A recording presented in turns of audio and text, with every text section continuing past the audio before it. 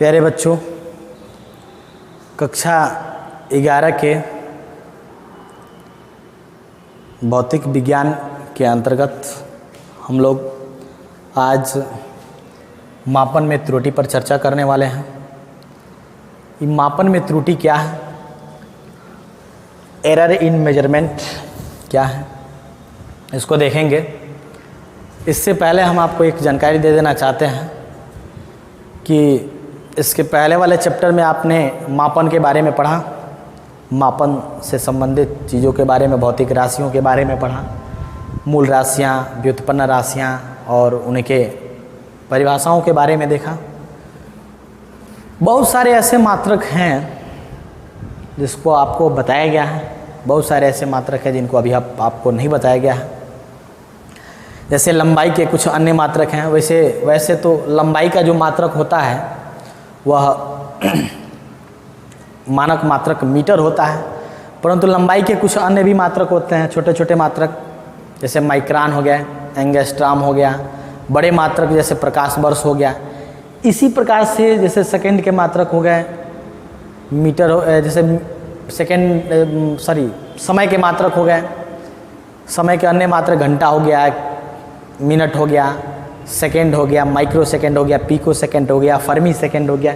ऐसे अन्य बहुत सारे मात्रक हैं जिनके बारे में हम आपको वीडियो के माध्यम से नहीं बता सकते हैं, इसमें ज़्यादा समय लगेगा और आपके सिलेबस जो कि ऑनलाइन क्लास चलनी है पूरी अधूरी रह जाएंगी। तो इसके लिए आप किताब लेकर के, बुक लेकर के और उसमें अध्ययन करेंगे और देखेंगे, समझेंगे, और जिन चीज़ों में आपको दिक्कत हो, परेशानी हो, आप हमसे पर्सनल व्हाट्सएप नंबर से कंसल्ट कर सकते हैं। आज के टॉपिक में हमें एरर इन मेजरमेंट, मापन में त्रुटि के बारे में पढ़ना है। इसमें सबसे पहला जो टॉपिक होगा वो लिस्ट काउंट होगा। लिस्ट काउंट, जिसे हम अल्पतमांक कहते हैं, अल्पतमांक। अब जो अल्पतमांक है इसके नाम से ही ज़्यादा कन्फर्म हो जाएगा, ध्यान देंगे। हम इसको अगर संधि विच्छेद करें तो ये होगा अल्पतम प्लस माप, तब मिला के बन जाएगा अल्पतमांक। अल्पतम का मतलब होता है छोटा या कम, यानी कि जो कम माप होगा उसी को ये अल्पतमांक कहेंगे। कम माप का मतलब क्या, कैसा कम माप? तो किसी मापक यंत्र द्वारा मापी गई कम से कम माप को ही हम अल्पतमांक कहते हैं, और वह माप ऐसा होना चाहिए कि वह यथार्थ रूप में व्यक्त किया जा सके। जैसे हम एक फिगर के माध्यम से समझते हैं, जैसे मान लीजिए हम एक कोई मापक यंत्र मीटर स्केल तैयार करते हैं। अब ये जो मीटर स्केल है इसमें 1 2 3 4 5 6 7 8 9 10 ये आपका 1 सेंटीमीटर हो जाता है। ऐसे अन्य चलते रहते हैं। इस मीटर स्केल के द्वारा हम कम से कम कितना माप सकते हैं? तो सबसे कम हम इन दो छोटे छोटे खानों के बीच की दूरी को ही माप सकते हैं, और यही माप ही अल्पतमांक कहलाएगी। किसी मापक यंत्र द्वारा मापी गई कम से कम माप को ही हम अल्पतमांक कहते हैं। हम मापने के लिए तो इसके आधे माप को ही माप सकते हैं, परंतु हम उसको यथार्थ रूप में व्यक्त नहीं कर सकते हैं। अर्थात यह माप जो यथार्थ रूप में व्यक्त नहीं किया जा सकता है वह अल्पतमांक नहीं होगा। अल्पतमांक क्या होगा? तो किसी मापक यंत्र द्वारा मापी गई कम से कम माप को ही हम अल्पतमांक कहते हैं। अब अल्पतमांक के बाद, अल्पतमांक बहुत बड़ा टॉपिक है, इस पे बहुत सारी यंत्रों के हम अल्पतमांक अलग अलग ज्ञात कर सकते हैं, जिसको आप प्रैक्टिकल में देखेंगे। आज हमें अल्पतमांक में मापन में त्रुटि में एरर पे चर्चा करनी है। एरर क्या होता है? त्रुटि। बहुत सारी कन्फ्यूजन आपको इसके नाम से ही क्लियर हो गई होंगी। त्रुटि का मतलब होता है गलती। अब यहां कैसी गलती? तो मापन में होने वाली अनिश्चितता। मापन में होने वाली अनिश्चितता को ही हम त्रुटि कहते हैं। अनिश्चितता का मतलब क्या? जैसे ये आपका मार्कर है और यह मार्कर 5 सेंटीमीटर का है, इसका वास्तविक मान है 5 सेंटीमीटर, और यदि हमने इसका मापन किया मीटर स्केल के द्वारा, और मापन जब हम मीटर स्केल के द्वारा किए हैं तो 3 बार मापन करने में, जैसे ये पहले था 5 सेंटीमीटर का, हमने एक बार मापा तो आया 4.9 सेंटीमीटर, एक बार आया 4.8 सेंटीमीटर, एक बार आ गया 5.1 सेंटीमीटर, अर्थात 3 बार मापने पर 3 तरह का मान प्राप्त हो रहा है। तो जरूर हमारे मन में कंफ्यूजन होगा कि आखिर में ये है कितना लंबा, तो आखिर में हो क्या रहा है? हो यही रहा है कि इसकी वास्तविक वैल्यू हमें कंफर्म नहीं हो पा रही है, उसमें कुछ अनिश्चितता आ जा रही है, और मापन में होने वाली अनिश्चितता को ही हम त्रुटि कहते हैं। जैसे ये 4.9 आया, यहाँ पर भी अनिश्चितता है, 4.8 आया, यहाँ पर भी अनिश्चितता है, 5.1 आया, यहाँ पे भी अनिश्चितता है। अर्थात मापन में होने वाली अनिश्चितता को ही हम त्रुटि कहते हैं। अब हम चलते हैं, देखते हैं कि ये त्रुटि जो है वो कितने प्रकार की होती है। तो types of error, types of error, त्रुटि के प्रकार। त्रुटि के प्रकार, त्रुटि मुख्यतः 3 प्रकार के होते हैं। पहला जो त्रुटि है वो एब्सोल्यूट एरर है,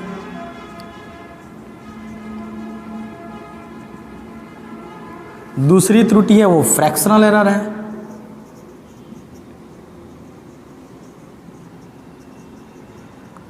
और तीसरे नंबर की जो त्रुटि है वो परसेंटेज एरर है। परसेंटेज एरर, इसे हम निरपेक्ष त्रुटि कहते हैं। निरपेक्ष त्रुटि। और जो दूसरे नंबर की त्रुटि है वह भिन्नात्मक त्रुटि है, भिन्नात्मक त्रुटि। और तीसरे नंबर की जो त्रुटि है वह प्रतिशत त्रुटि है।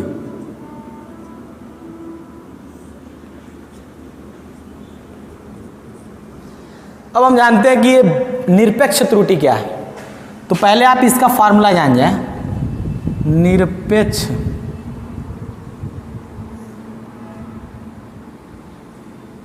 त्रुटि बराबर फार्मूला होता है वास्तविक माप, वास्तविक मान माइनस मापित मान, मापित मान। मतलब निरपेक्ष त्रुटि जो होता है वह वास्तविक मान और मापित मान के अंतर के बराबर होता है। अब हम यहाँ पे माइनस जो दिखाए होंगे वो बहुत ज़्यादा आपको कंफ्यूज किया होगा कि एक आखिर में माइनस ऐसे क्यों दिखाया गया। इस माइनस का मतलब ये होता है कि इन दोनों में जो अधिक हो उनमें से आप कम वाले को घटा लें। मतलब इसमें से इसको भी घटाया जा सकता है और इसमें से इसको भी घटाया जा सकता है। अर्थात निरपेक्ष त्रुटि जो होगी वह वास्तविक मान और मापित मान के अंतर के बराबर होती है। अब हम अगले नंबर पे चलते हैं भिन्नात्मक त्रुटि पे, कि भिन्नात्मक त्रुटि क्या होती है। तो भिन्नात्मक त्रुटि बराबर फार्मूला होता है निरपेक्ष त्रुटि, निरपेक्ष त्रुटि बटे वास्तविक माप, वास्तविक माप। यानी कि किसी राशि की निरपेक्ष त्रुटि और वास्तविक मान के अनुपात को ही हम भिन्नात्मक त्रुटि कहते हैं। इसी को हम आपेक्षिक त्रुटि भी कहते हैं। आपेक्षित त्रुटि। ध्यान देंगे, किसी राशि के मापन में होने वाली निरपेक्ष त्रुटि और वास्तविक मान के अनुपात को ही हम भिन्नात्मक त्रुटि या अपेक्षित त्रुटि कहते हैं। अब हम तीसरे नंबर पे चलते हैं, जो कि परसेंटेज एरर है। प्रतिशत त्रुटि क्या है? तो प्रतिशत त्रुटि को ध्यान देंगे, प्रतिशत त्रुटि बराबर प्रतिशत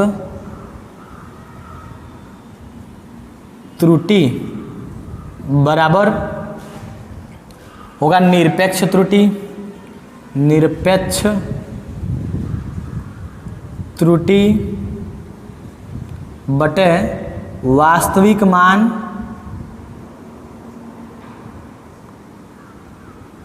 गुणा 100। मतलब ये तो आप देख रहे होंगे कि ये भिन्नात्मक त्रुटि है और उसमें 100 से गुणा किया गया, मतलब भिन्नात्मक त्रुटि को प्रतिशत रूप में व्यक्त किया गया। अर्थात परिभाषा आपका क्लियर हो गया कि भिन्नात्मक त्रुटि को जब हम प्रतिशत रूप में व्यक्त करते हैं तो वह त्रुटि प्रतिशत त्रुटि कहलाती है। यानी कि भिन्नात्मक त्रुटि को प्रतिशत रूप में व्यक्त करना ही प्रतिशत त्रुटि कहलाती है। अब इसको हम सांकेतिक रूप में समझते हैं। जैसे मान लिए कि कोई वस्तु है जिसकी वास्तविक लंबाई L है, वास्तविक लंबाई L है, और मापने के पश्चात उसकी लंबाई L डैश प्राप्त होती है, तब उस वस्तु की निरपेक्ष त्रुटि जो होगी वह डेल्टा L से प्रदर्शित की जाएगी। और डेल्टा L बराबर वास्तविक मान यानी कि L माइनस L डैश के बराबर होगा। यानी कि डेल्टा L बराबर L माइनस L डैश। यदि वह वस्तु जिसका क्षेत्रफल A हो और मापने के बाद से उसका क्षेत्रफल A डैश प्राप्त होता है, तब उसकी जो निरपेक्ष त्रुटि होगी वह डेल्टा A हो जाएगी और डेल्टा A बराबर हो जाएगा A माइनस A डैश। ठीक उसी प्रकार आप अन्य राशियों के लिए कर सकते हैं। वास्तविक मान से मापित मान को डायरेक्टली घटा देंगे और उसको डेल्टा के साथ ले लेंगे और उसकी वो निरपेक्ष त्रुटि हो जाएगी। अब हम चलते हैं भिन्नात्मक त्रुटि की ओर। अभी हम भिन्नात्मक त्रुटि के बारे में फॉर्मूला लिखे हैं कि निरपेक्ष त्रुटि बटे वास्तविक मान। मतलब भिन्नात्मक त्रुटि बराबर, यदि अगर वस्तु जिसकी लंबाई L थी और उसकी मापने के बाद से लंबाई L डैश प्राप्त हो गई, तो हमने निरपेक्ष त्रुटि ज्ञात किया कि डेल्टा L था L माइनस L डैश। तो अब हम यहां कैसे दिखाएंगे? तो दिखाएंगे डेल्टा L बाई L हो गया भिन्नात्मक त्रुटि, या इसी को हम आपेक्षित त्रुटि भी कहते हैं। अब हम चलते हैं प्रतिशत त्रुटि की ओर। तो प्रतिशत रूप में इसको अगर हम व्यक्त कर दें तो यह त्रुटि प्रतिशत त्रुटि हो जाएगी। अब जैसे अभी हमने दिखाया कि डेल्टा L बाई L, तो हम यहां दिखा देंगे डेल्टा L बाई L और इसके साथ हम 100 का मल्टीप्लाई कर देंगे और यही आपका क्या हो जाएगा? प्रतिशत त्रुटि को व्यक्त करेगा। किसको व्यक्त करेगा? तो प्रतिशत त्रुटि को व्यक्त करेगा। तो प्रतिशत त्रुटि क्या है?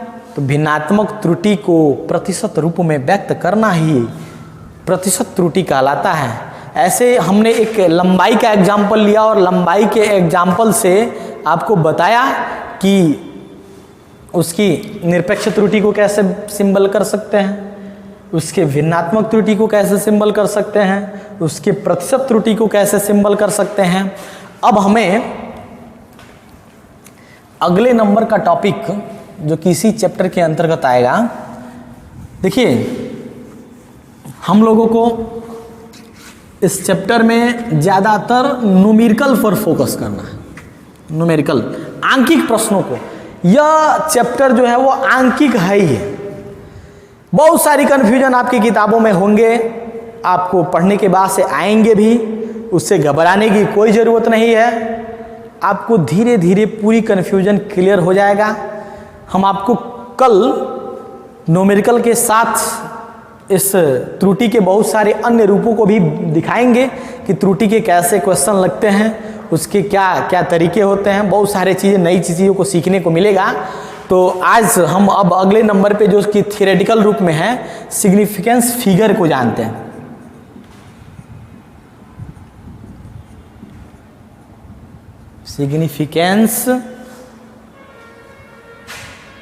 Significant figure.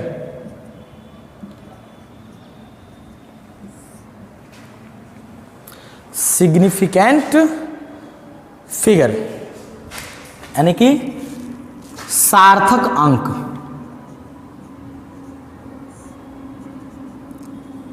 ध्यान देंगे, ये बहुत ही इंपॉर्टेंट टॉपिक है।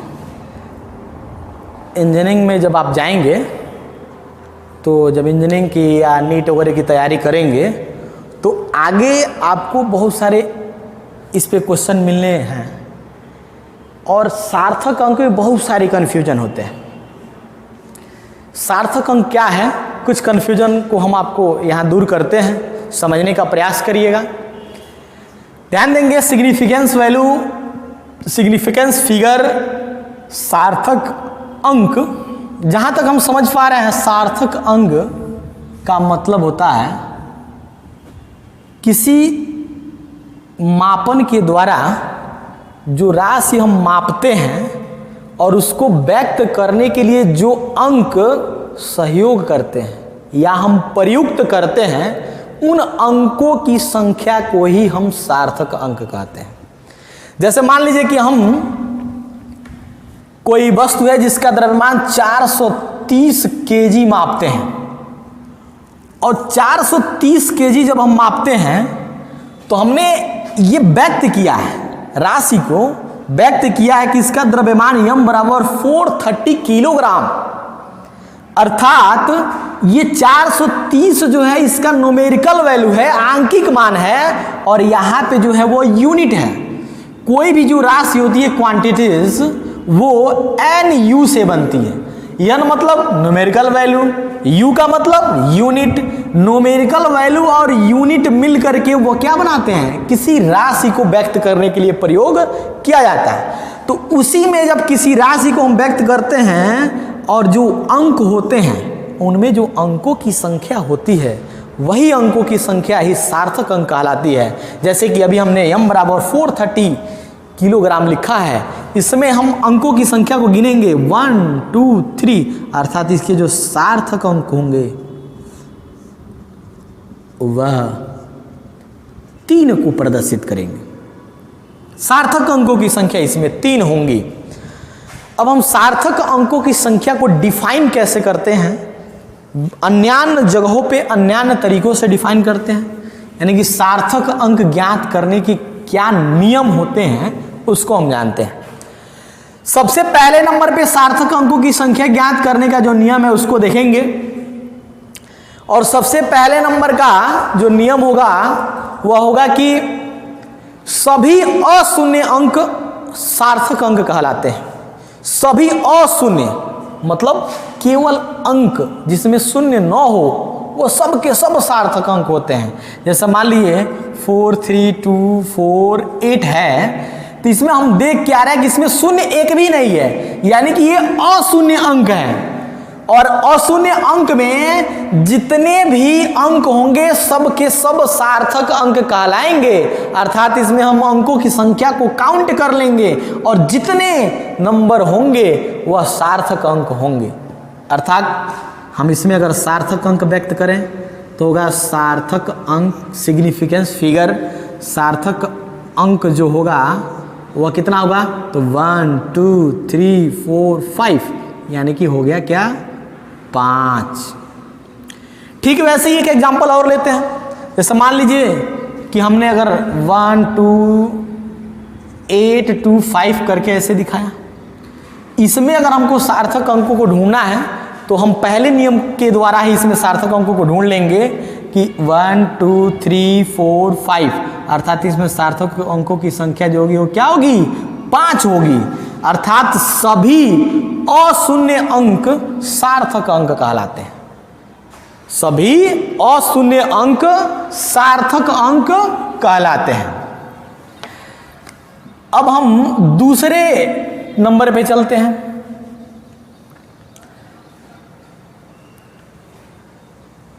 अशून्य अंकों के बीच के समस्त शून्य सार्थक अंक कहलाते हैं।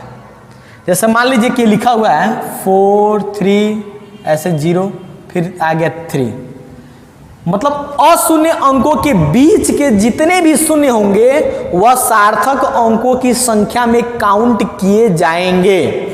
अर्थात इसमें अगर सार्थक अंकों की संख्या को डिफाइन करना है तो हम इन शून्य को भी काउंट करेंगे। अर्थात होगा 1 2 3 4 5 6, यानी कि जो सार्थक अंक होगा वह हो जाएगा आपका क्या 6, यानी कि 6। सार्थक अंकों की संख्या कितनी हो गई? 6 हो गई। अर्थात सभी अशून्य अंकों के बीच के समस्त शून्य सार्थक अंक कहलाते हैं। अब हम तीसरे नंबर पे चलते हैं कि प्रथम अशून्य के पहले के समस्त शून्य सार्थक अंक नहीं कहलाते हैं। अर्थात जैसे मान लीजिए फॉर एग्जाम्पल, हम एग्जाम्पल में अगर ले लें कि 0 3 4 5 और इसमें अगर हम सार्थक अंकों की संख्या को डिफाइन करना चाहते हैं तो नियम हमारे यह कह रहा है कि प्रथम अशून्य के पहले के समस्त शून्य सार्थक अंक नहीं होंगे। अर्थात इस शून्य को हम काउंट नहीं करेंगे और सार्थक अंकों की संख्या आपकी हो जाएगी 1 2 3। इसमें सार्थक अंक क्या हो जाएंगे? तो सार्थक अंक जो होगा वो क्या हो जाएगा? 3 हो जाएगा। फिर अब चलते हैं अगले नंबर पे कि सार्थक अंकों की संख्या पर दशमलव का कोई प्रभाव नहीं पड़ता है। अर्थात लिखा गया हो 430.24, मतलब इसमें कहीं पर भी दशमलव हो, इसके दशमलव का कोई प्रभाव नहीं पड़ेगा। हम सार्थक अंकों की संख्या डिफाइन करते समय सभी अंकों को गिन लेंगे और वही सार्थक अंकों की संख्या को प्रदर्शित करेगी।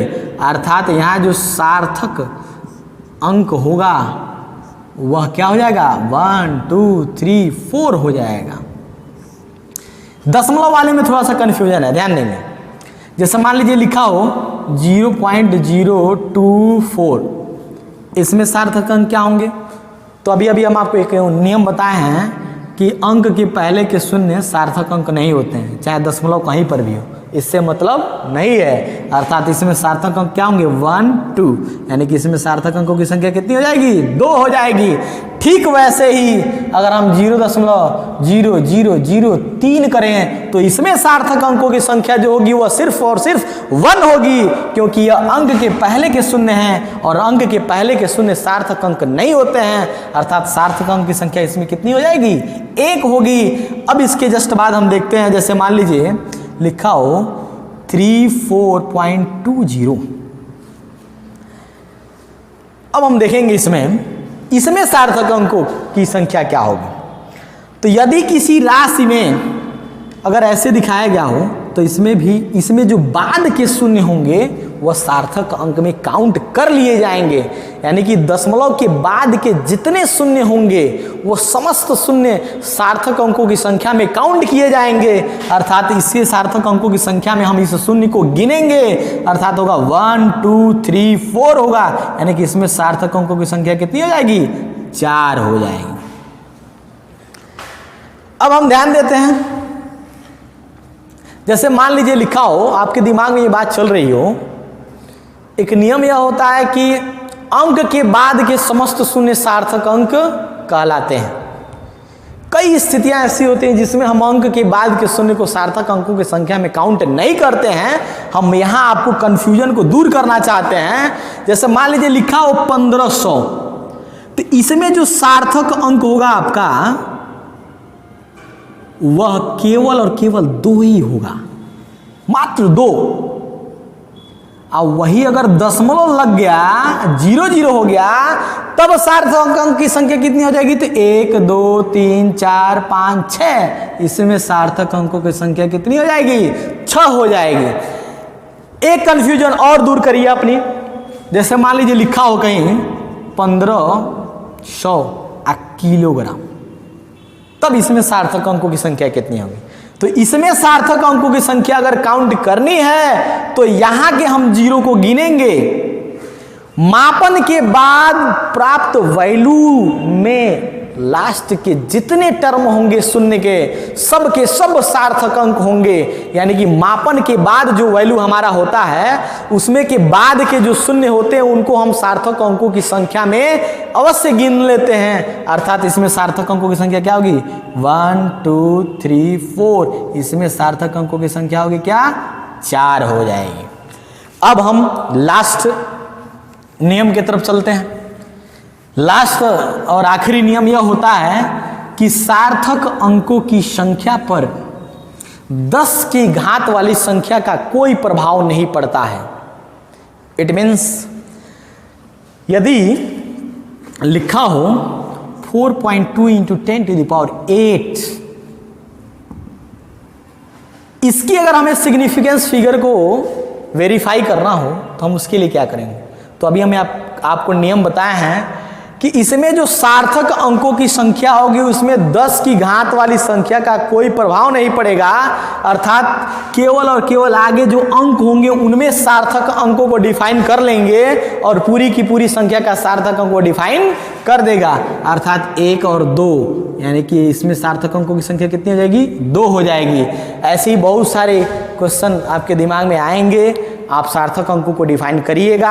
यदि आपको सार्थक अंक डिफाइन करने में, सिग्निफिकेंस फिगर को डिफाइन करने में कहीं भी किसी प्रकार का कोई भी दिक्कत हो तो आप हमारे पर्सनल नंबर पर संपर्क करके व्हाट्सएप के थ्रू करस्पॉन्डेंस कर सकते हैं, जान सकते हैं। शेष आगे कल